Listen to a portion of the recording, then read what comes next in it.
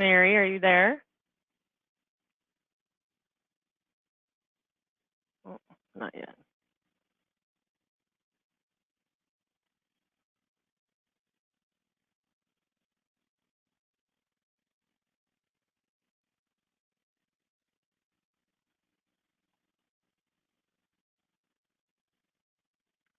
Can anybody hear me right now? This is Melissa.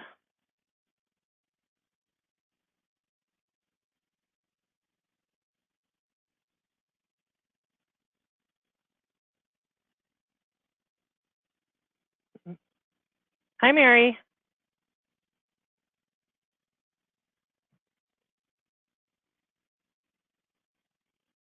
My presentation will cover, quickly touch on just some global numbers, some national numbers, and then break it down into Washington State, how much we're wasting, and some of the efforts that are underway for us to reduce how much food we're wasting. Okay, it's not going. Not going? Oh, there you go. Okay, great. Okay, so annually, one of the reasons that we're so concerned about this is because, as you can see, annually we're wasting about a third of all the food that's produced. That's about 1.3 billion tons of food that all the effort goes into getting out to people, but it doesn't get out to people. And one of the other concerns we have is all the resources that go into producing all this food are also wasted, like the land, the labor, the energy. But one of the things that we're very concerned with, especially in central Washington and everywhere, is how much fresh water falls on food that is never eaten. And it's estimated that 66 trillion gallons of fresh water is used to irrigate food that is not eaten. And that's enough water to fill Lake Chelan nearly 14 times. So if you've ever been to Lake Chelan, it's 50 miles long, it's very deep, you know, that indicates we're wasting a lot of water. So in the United States, we estimate we're wasting about 63 million tons of food. That's just all food, edible and inedible. About 53 million tons are landfilled, and about 10 million tons are left unharvested. So that's the farmer leaves the food on the field because it's not economical to get it up and get it out to market. So these are the areas that really make us want to work on getting more of that food to people who can eat it, or animals, or composting, or digestion. So in Washington State, the Department of Ecology about every 5 years produces something called a waste characterization study. And in the study, we take a look at how much material is being disposed and break it down into different components. In that process, in the 2016 report, it was estimated that nearly 780,000 tons of food were disposed. Of that, about half of it was determined to be edible at disposal. 374,000 tons was edible when it was thrown away. And if anybody wants to know how that was figured out, I'll be happy to talk about it. But it's interesting to note that the commercial sector, it looks like about 191,000 tons of food from the commercial sector was edible at disposal. And the commercial sector includes grocers, but it also includes restaurants, schools, casinos, hospitals, all these different places that produce food and send it to be disposed. But we just want you to know the commercial sector is definitely an area that we can work on to reduce how much food is going to disposal. And if that 191,000 tons were put in a train, on a train, it would be 36 miles long. So that's 36 miles of edible food that's going into the landfill every year, we estimate. Now, what are some of the causes of food waste? Grocery stores are probably most particularly interested in understanding the food supply chain issues, so that's what I'll cover. Overproduction, when the farmer produces more food than the market can handle, that pushes food into the waste stream.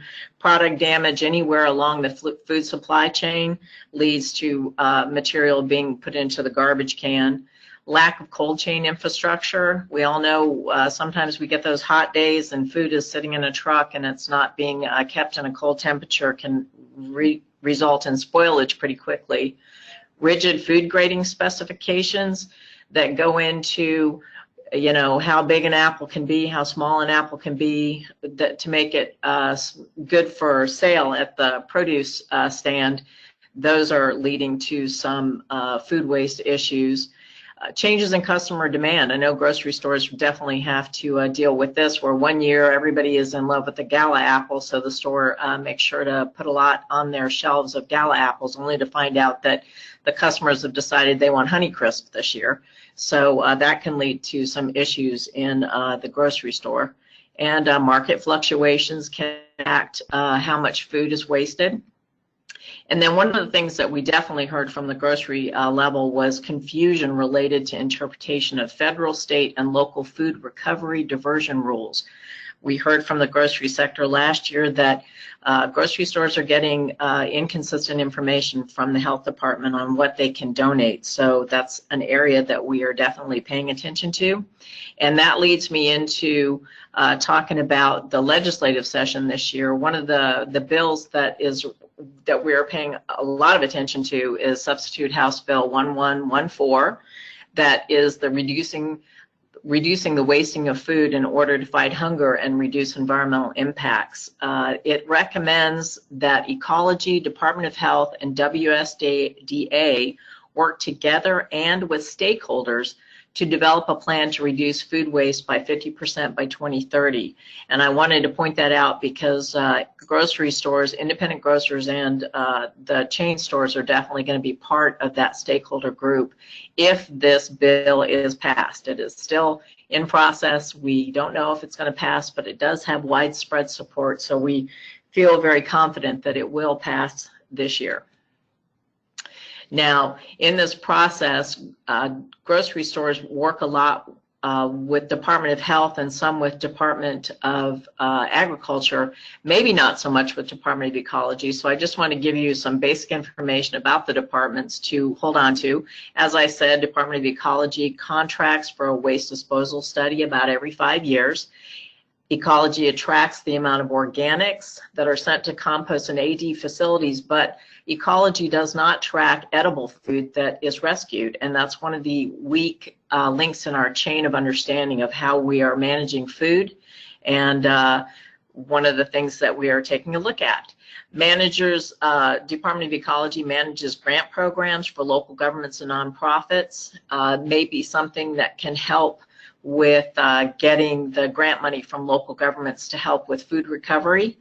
Local help and expertise can be found at the Ecology regional offices, and if you don't know who your person is in your regional office, always feel free to contact me. I'm the statewide contact, so feel free to contact me if you have questions.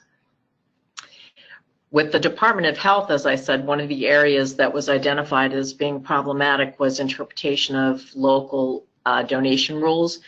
Department of Health has already started working on this. They have updated their donation guide for businesses. It does provide regulatory requirements. We have heard people say that they think it's easier to read and better information, easier to understand information. Again, you have your local health departments. If you don't know who to talk to, or if you have just questions in general, Emily Hovis at Department of Health is very helpful and will work to get you in touch with your local health department. And also, if you have any inconsistent interpretation, she can help you with that as well. Department of Agriculture, as I said, a lot of times grocery stores do not understand what role Department of Agriculture may play with them, but WSDA wants you to know that they have a food donation program that is primarily focused on getting excess farm food to farm produce to outlets, but they also want you to know that WSDA can help grocers rescue edible food. I am not familiar with that program, but your contact at WSDA is Katie Rains, who can talk to you about this stuff. Another thing I want to point out that grocers may be interested in is the Washington Food Coalition Conference that WSDA sponsors. It's a really great opportunity to meet the donation outlets, the food banks, the people who work in that system, and can help grocers find their local outlets for excess food. Grocers tend to work more with warehouses, and the WSDA food safety contact is Mike Tokos at Department of Agriculture, and if you have questions about warehouse activities, he is definitely the person to talk to. The final thing I want to touch on is a new, fairly new, well, it's new with regard to food, is the West Coast partnership called the Pacific Coast Collaborative. And you can see it's called PCC, not to be confused with the grocery store in Washington that's called PCC. But the Pacific Coast Collaborative was designed to bring the West Coast governments together, California, Oregon, Washington, and British Columbia, to work collectively, collaboratively on reducing greenhouse gas emissions in the region. And there are 4 areas of focus: transportation, clean energy, building efficiency, and the one that we are interested in today is reducing the wasting of food, is an effort to share information between local governments, and in our case, we're focusing on food retailers as the first area to provide input to food retailers on how to reduce food waste and to find better ways to manage the material that is edible before being put in the trash can, or inedible rather than being put in the trash can.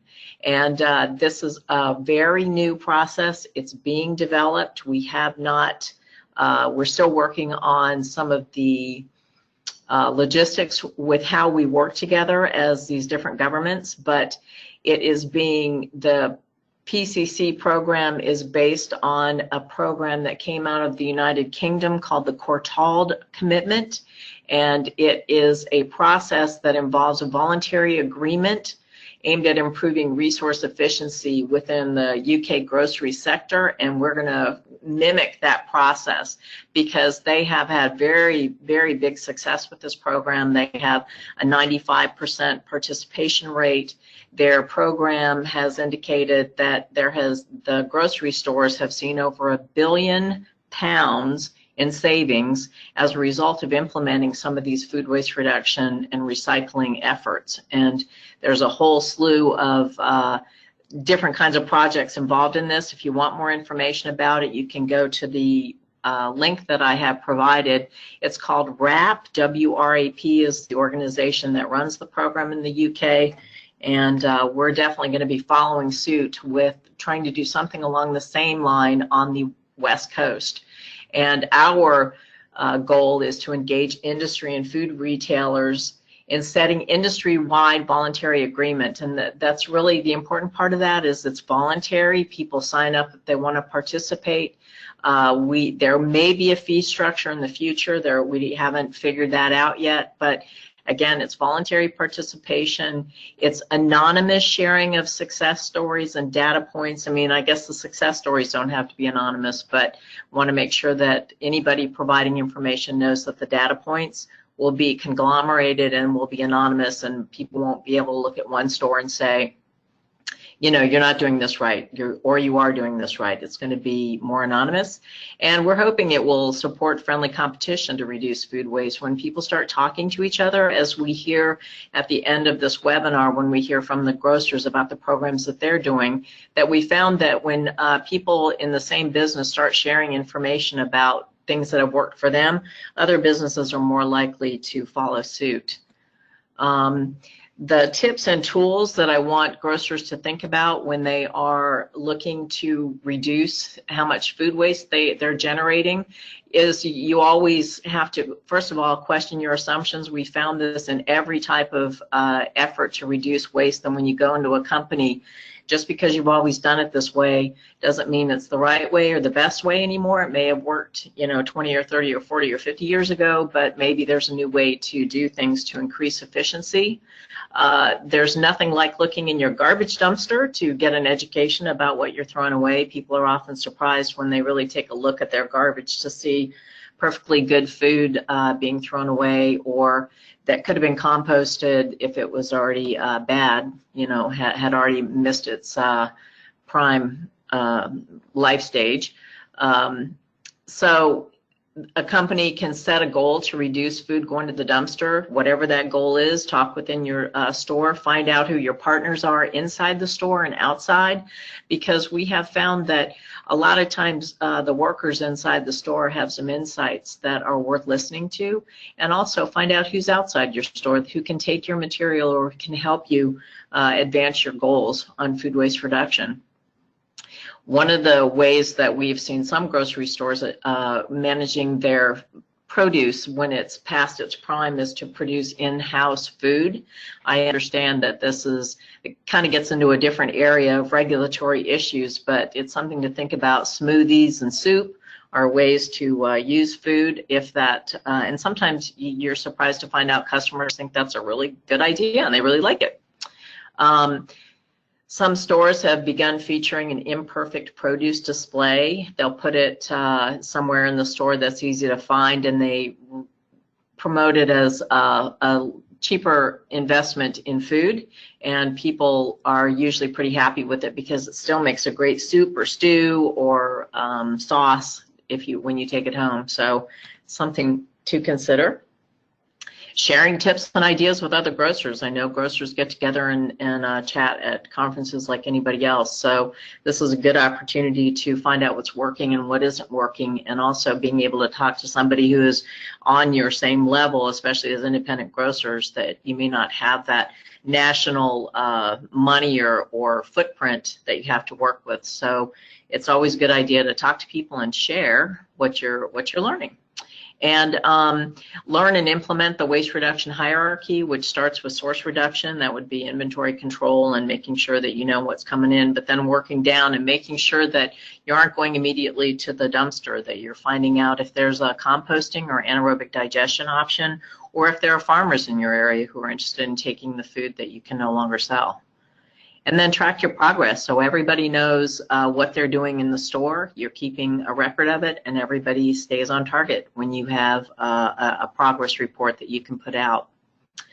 And helping customers how to learn to reduce food waste, because certainly one of the things that we didn't talk about today is that the home is where a lot of the food is wasted. So if grocers can implement or help their customers find ways not to waste food, then it's a good, makes everybody feel good about the grocer that they're trying to help things with that. And with that, I will turn it over to Melissa, who will talk about this food waste app before she sends you on to hear about the grocers. So in case you guys weren't aware, I have created a flyer for an app called the Food Keeper app that was brought to all of us by the USDA. This app shows, so ideally the flyer would hang in your produce section, and then your customers could download the app, and it shows them how to store that one particular food. It tells them how long it will last, and you know, a few other details, but it has proven to be very helpful in some situations. So I just wanted to put that out there, that if you were interested in getting that file or printed copies, you can always call me or shoot me an email. Mary, I'm going to take back control really quick. So now I'm going to open it up. I will unmute everybody as best as I can. Allie, can you hear me? Oh, sorry.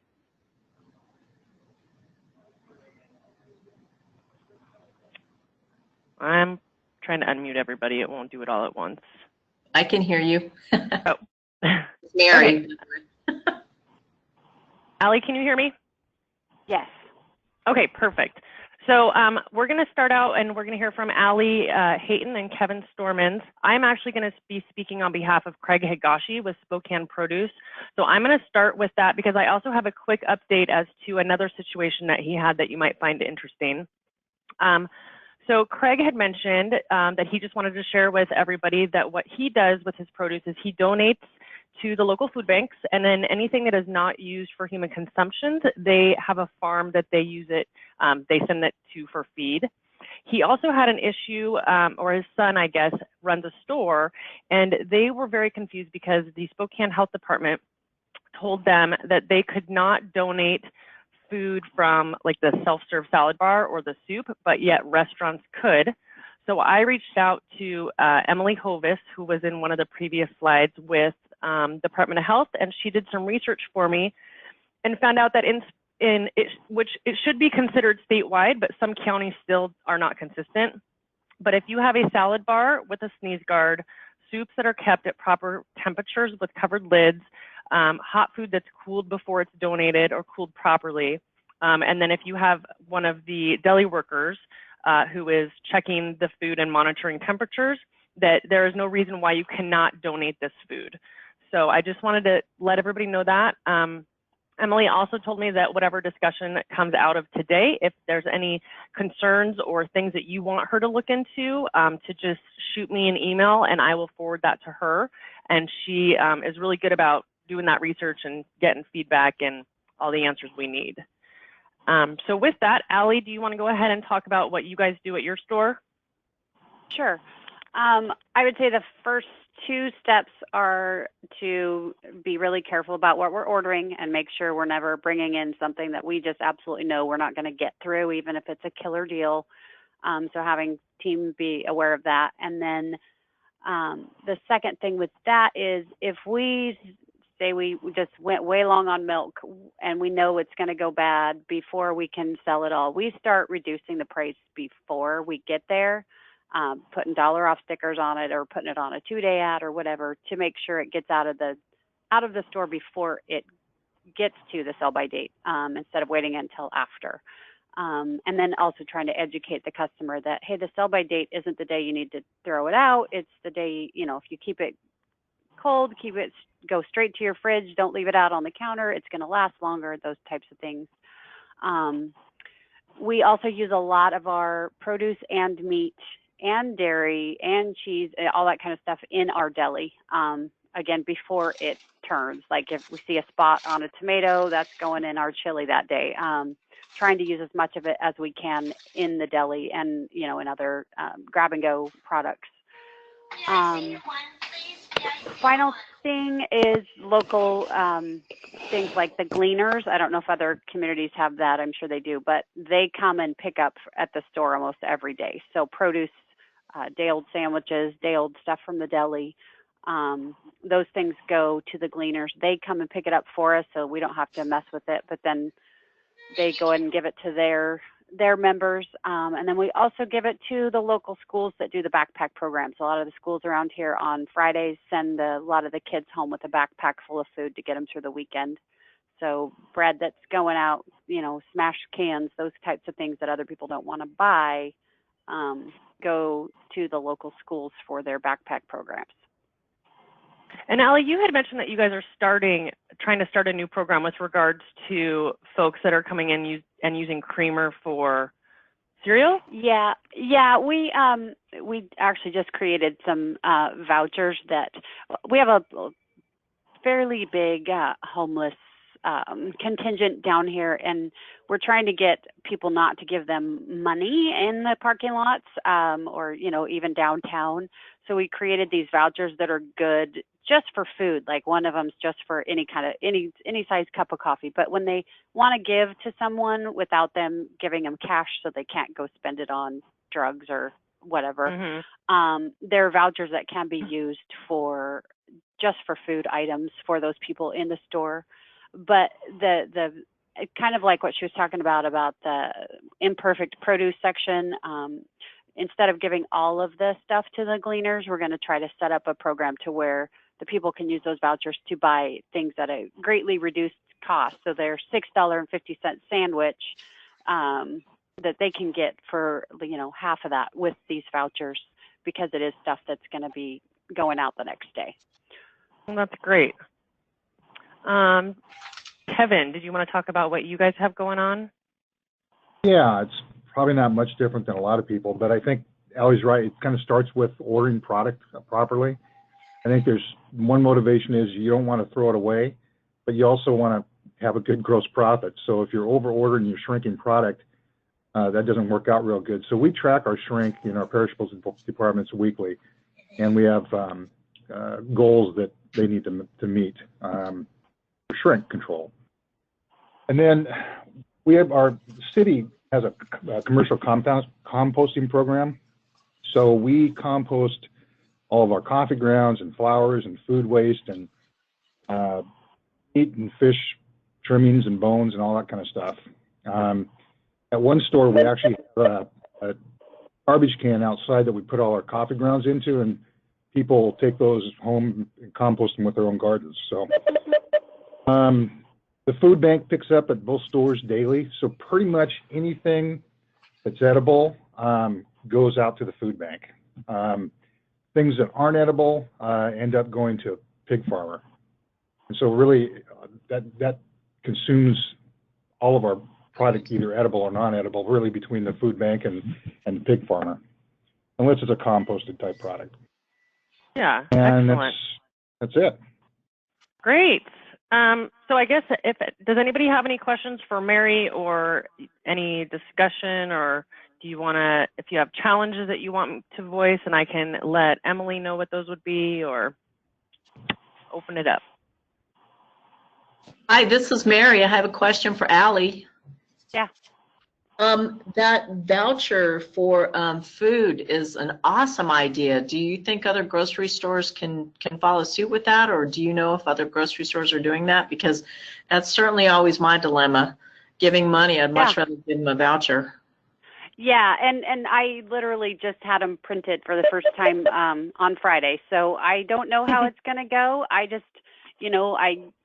we call it the XOMV, and it's spreading the love in Mount Vernon. That's kind of our thing, that we want to, we people do want to help people, but they don't want to enable them to, go buy another needle or whatever it is.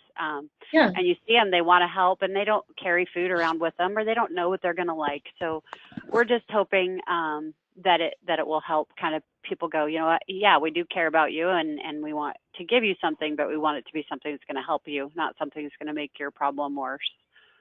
So, yeah, I mean, I'm happy to send it to Melissa so people can just kind of see what it looks like, but yeah, that would be great. Nothing fancy, just it's really clear on the back. It looks like a check, and on the back it just says this cannot be redeemed for cash. It can't be used for anything else but food. Ellie, do you that's a great idea. Those, or do you just give them out? Do the customers purchase those, or do you just give them out? Like I said, this is really like in the beginning stage. So right now we were just going to give them out. Like when we see somebody, we get people, hey, can I sweep the parking lot for a couple bucks? Instead of giving them cash, we'll give them one of these. My hope is that all of that I'm actually meeting with the chamber lady and the downtown association and the community action next week. And my hope is that we can kind of start a program to where customers will buy them to use them in other places downtown, so that when they see someone or they have somebody that wants to do something for them, that they can buy them from us. And that's the ultimate goal. But like I said, we're just getting out of the gate on this one. So I'll have to let you know how that goes. This is Mary again, and I'm the one who likes to know if you are tracking the impact of your programs on your bottom line. Do you have positive information to share with how your efforts are improving either your public persona or your bottom line, if it's helping you out? This is Kevin. I can't give you numbers, but okay. I know that the less we put in our dumpsters, the better off we're going to be, because that costs a lot of money to take care of the garbage. Right. Well, and not only that, like you said, if you're buying a pallet and throwing away 2/3 of it because you bought too much to get a good deal, you're not making any money on it. So, I'm sure not as good as Kevin at tracking that shrink weekly and that, but just even having a pulse on it makes you kind of, if you see a lot of stuff going out the door, you just know it's hard to watch. You'd rather sell it. So we try to keep that shrink down as much as we can.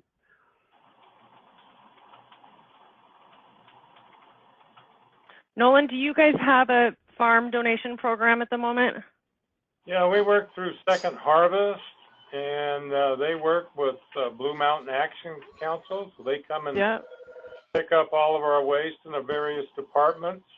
Then they give us a report every month from Second Harvest that has the dollar amounts that is broken down by frozen, refrigerated, dry. So it's a solid number that we could use. And we just got done, one of our ice cream cases went out. We thought we were going to have to hire somebody to get it, take it to the dump and stuff, but they came, picked it up, went through it, and then they took it out to the dump. So whatever was left. So they work really good with each of the departments. They're here twice a week if we want them, and they share that whatever salvageable with several different counties that they work with. Excellent. Nolan makes a really good point that underscores knowing who your supplier, who your outside sources are, because we have found that when a store or anybody who has food to donate really keeps a good conversation going with the outlets, that they're much more likely to have that kind of quick turnaround when something goes down, that they can immediately call somebody and they'll come and get it. So it's good to know who those people are. Is there anybody on the call who hasn't been able to implement any of these sort of things just due to county restrictions that you've been told, or just needing to know where to start?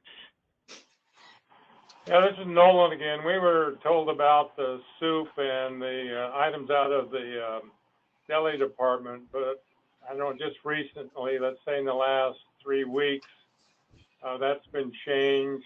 So they are willing to pick up our soup and clam chowder and stuff as long as we, keep it warm and then get it direct refrigeration. So we're looking forward to that, because depending on the weather and the traffic, we can have a lot of soup one day and none the next. So it's good to be able to share it if we have it. Well, it's good to know that there's other counties that are letting folks know that that is possible. And that was a super important point, that cold chain, making sure, and a lot of the bigger food donation systems will have a chain of custody that demonstrates exactly what Nolan just said, that it was kept hot and then it was kept cold and it was kept at the proper temperature before it was served. So that's a really important point. Does anybody else have anything they wanted to share before we wrap it up? Well, I'd like to just mention that the manufacturers are certainly taking advantage of retailers with their multitude of dates where things are used by, best by, any number of things. So I understand the Department of Agriculture is supposed to be checking into maybe having a unified or uniform coding system that the manufacturer has. Personally, I think what they've done is got a way for retailers to have to, get rid of merchandise that otherwise has been good for years, and now all of a sudden we find that it's not, and so the amount of markdowns that we have on our back wall and stuff is increasing, and the consumer is really alert to dates, but there's so many of them and they are confused. So I would certainly like to see a uniform dating thing, or at least a limitation of just a couple instead of 16. And then I'd like to see some kind of a program that educates the individuals on just because it has a date, the product is not edible. Well, I can speak to that on the national level, that's definitely has been identified. The dates, the varying dates that cause so much confusion, has definitely been identified as a barrier to managing food more effectively. So yes, we are definitely looking at that. And as Allie said, talking to people when they look at those dates to say, The only thing the federal government requires those dates on is baby formula. Everything else is just a peak freshness date, and people have become very confused by that. So talking to your customers and reminding them that you can still use your nose to find out if the milk is bad, which is what we used to do when I was a kid, not looking at any dates, but it's definitely something we're looking at. So hopefully we're going to get that straightened out within the next year or two. And Nolan, that flyer that I had on the screen a little while ago, I can that is a good way to help educate customers if they want to download that app, because it does help them. You know, it talks about how to store the zucchini or other produce. It talks about, you know, where in the fridge to put it or leave it on the counter. It talks about how long it's going to last in that condition. And so if that was something that you were interested in, I could certainly send you that file.